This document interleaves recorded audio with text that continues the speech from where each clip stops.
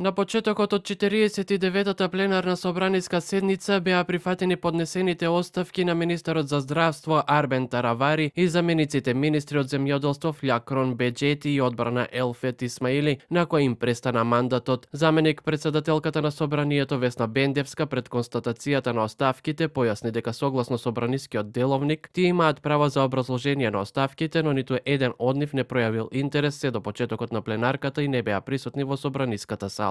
Вреди денеска ја официализираше пратеничката група со 9 пратеници, како што најави на пресконференција координаторот Беким Кокју, очекуваат зголемување на бројката во нивните редови. До денес пратеничката група навлен брои 9 члена, додека во наредните денови верувам ќе ни се придружи 10 член, потоа 11, а зашто да не и 14.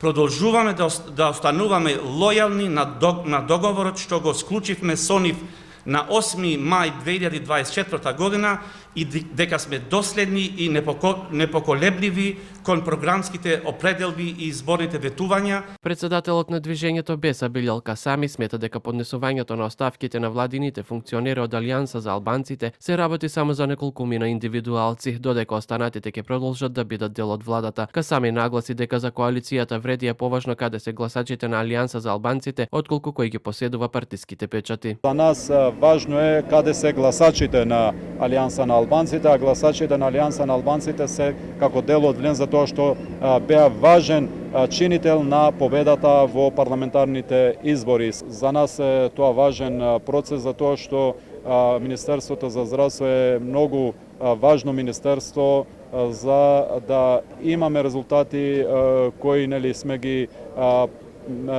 нуделе на граѓаните на последните парламентарни избори. Кој ќе седне во испразнетите владени фотели ќе се знае следните денови. Премиерот Христијан Мицкоски за сега открива дека само распоредот на силите останува ист. Тие работи се носат во парламент. Јас очекувам оваа најдоцна следната недела имињата на членовите на владата да бидат познати и доставени до пратениците.